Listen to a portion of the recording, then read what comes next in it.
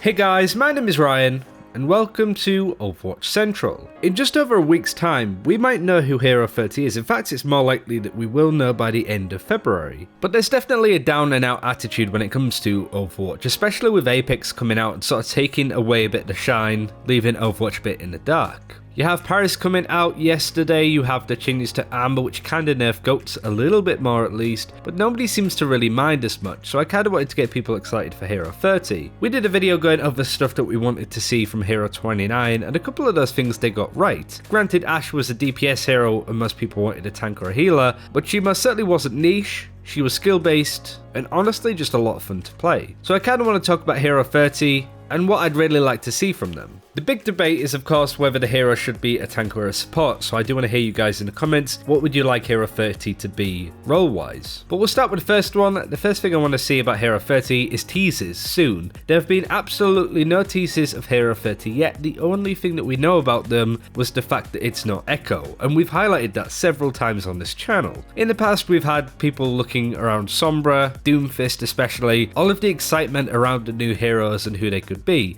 Teasers in game, the ARG of course, even going back to the whole Ana thing with the picture on Temple of Anubis. Nobody's really had the chance to talk about who the new hero could be, but previous trends do suggest that we could start finding out more teasers and info tomorrow, but still at this point in time, Blizzard just need to build some hype for the game. We've spoken about how anticlimactic Paris was added onto the PTR, it was just put on there, and there have been more announcements and some really cool stuff as content creators were sent for the map, which is great, but I think in-game, online, it'd be nice to see some things to get people really excited for content in Overwatch. It's an element of Hero 30 that is going to be temporary. Of course we'll know in due time who they are and the teasers that come to it, but there was a lot of really cool stuff that they did around Hammond's launch for example, and I can't wait to be able to sit and talk to you guys about suggestions on who the hero could be, what they might be able to do, those kind of areas. But right now, I just want Overwatch to be exciting again, you know? Because right now there's not a lot of info on the game, not only for Hero 30, but future stuff that's going to make the game great again. Next up for number 2 is I hope that they're either a tank or a support. I don't necessarily mind which, if it's a main tank, off tank, main support or flex support, but ultimately both roles need a few more options. I still think that we need a main tank more than anything, but certainly after talking to Jane in the past, he seems to think that D.Va needs a competitor to make her a lot weaker. I won't use the full clip, we spoke to Jane a couple of weeks ago, but this is what he had to say about competing for a slot, and how Hero 30 should really be competing against D.Va, thus should be an off tank. Well, the first thing is that D.Va absolutely needs a competitor. Defense Matrix is an irreplaceable ability. Nothing even comes close to the power level of a Defense Matrix. But then you also have D.Va in the state currently where she can still fly, she can still Defense Matrix, and she can still shoot missiles, and she can do those all at the same time with 600 HP. So if they're going to keep D.Va in this state, they need somebody else who can compete against her or do similar roles. So many powerful tactics and roles come from D.Va and can only be done by D.Va that she needs a competitor in the way that Reinhardt got a competitor in the form of Orisa. I think it's a really good point that Jane brought up really here to highlight, but I don't want to kind of reaffirm it. I do think that we just need either a tank or a support. I think we've needed that for quite some time, and whilst Ashe was a welcome addition into the game, she isn't what we needed right now. I think just more tanks, more supports, more roles that don't boil down to FPS heroes. Granted, it is an FPS game, it would be nice to have a few more heroes that just provide a little bit more utility, I suppose. Stuff like Ana as an example, or Moira, or another high mobility tank like D.Va that can take her out of the equation. Number 3, it's a kind of obvious one, but the wording is incredibly important. Make tanks comp weaker. Now, I don't want it to be a GOATs counter, I think this is the main thing. We'll highlight a clip that iStuck said about Hero 30 in a second, but generally it boils down to GOATs isn't necessarily the problem. Like, the composition is really strong, but it is definitely a case of you are seeing teams in the Overwatch League flirting with the idea of running GOATs without a Brigitte and instead running stuff like Reaper, Mei, Sombra, different iterations I suppose of GOATs comp without the main parts of Brigitte or D.Va. Would it still be Guts without Brigitte? I'm not too sure on the terminology there, but you get the point. If Brigitte was taken out of the game, I'm pretty sure that we would go back to having triple or quad tank. It's the tank comps that are the problem, and a lot of that relies on Lucio. We did a video earlier this week talking about how Lucio is kind of a problem in the game with how speed boost makes tanky heroes a lot better. So this was iStux's suggestion on what Hero 30 could bring into the game. One of the main things that's missing right now in the game is kind of the antithesis to Lucio's speed boost. So what I would like to see is that maybe as an ability he can just kind of throw something like an Ana grenade that just puts a patch of sludge on the ground, and if the enemy team tries to walk through it, they're gonna be, you know, slowed. Obviously it has counterplay, right? You can eat the slowing grenade, you can simply run around it, right? So it's not really, you know, that good in very open maps. It would mainly be kind of a thing to just buy yourself some time, right? So if the enemy team picks goats, I think there should be, or like tank comps in general, there should be a pick that enables non-goats comp. A character that is really, really helpful when you're playing dive or sniper comps, but doesn't do anything for goats at all.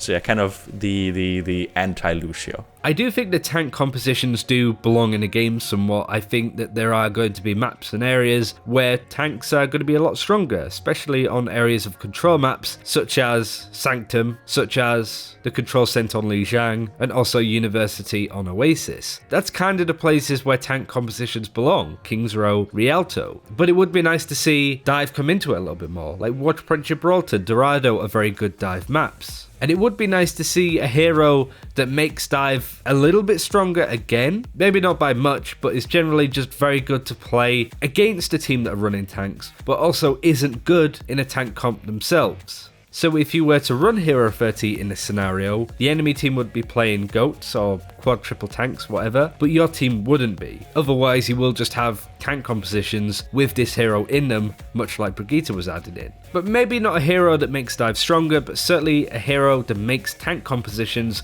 weaker. Next up for number 4, this one they kinda nailed with Ashe, but making an all-purpose hero, at least kinda. No hero realistically should be good all of the time, but I would hate for this new hero to be niche, situational, kinda like Hammond to an extent at least. Hammond is being used a lot more at the moment, that's true. He's a very fun hero, very high skill cap, just incredibly good for Overwatch I do feel, but I would like a hero that somewhat has an impact on the meta straight away, but doesn't, you know, trash the meta much like Brigitte did when she was added into the game. I don't want a hero to break the meta, but I do want a hero added into the game to help evolve it. Hammond didn't evolve the game. He's good now, but that's because the meta shifted into a place where Hammond was good. Does that make sense? I don't want to see a hero that counters goats, because then Hero 30 will become the new Brigitte, and we all kind of know the journey that that's going to go down. But I do want this hero to be like Ashe, where you can run him at a good portion of the time, is good across different maps, that you can't play them all the time,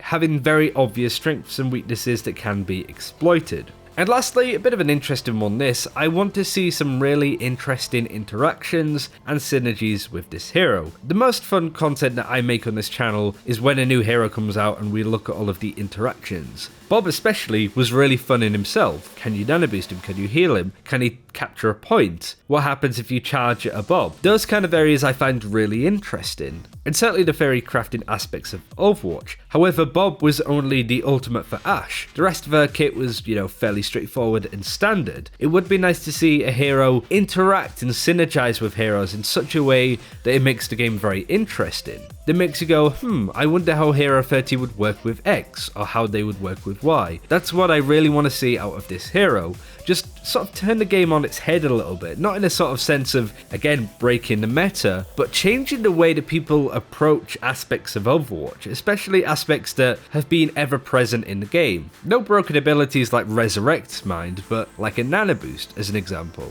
where the ability is only as good as the target that you're using it on or for. That might be asking for a little bit much, but Blizzard are quite clever when it comes to new heroes and new ideas. I mean, Hammond is a really good example of that, but they can downplay it. They did it with Ashe. They made a very straightforward, basic, generic hero in a lot of sense, but that didn't mean that Ashe isn't amazing for the game. I hope that there are a lot of good points in there that you can agree with. If you disagree, then do let me know in the comments below. But I do think the final 3 are the most important, that require us to use our brains for a little bit instead of, you know, playing goats. Finally, I wanted to end on a shout out to HyperX. We've been working with them for almost 2 years now, I believe, quite some time. The channel's been good for free, so a good portion of our lifespan has been alongside HyperX. They're currently bringing out the Cloud Mix headsets, which look pretty good, fairly all-purpose, but of course great for gaming. The wireless headsets for me have been a game changer. Now I can queue for Overwatch, go to the toilet, and then panic when I hear that we're going into map, all that fun stuff. But much love to those guys, you can check out them more in the description below. But thanks for watching, take care, and I'll see you next time.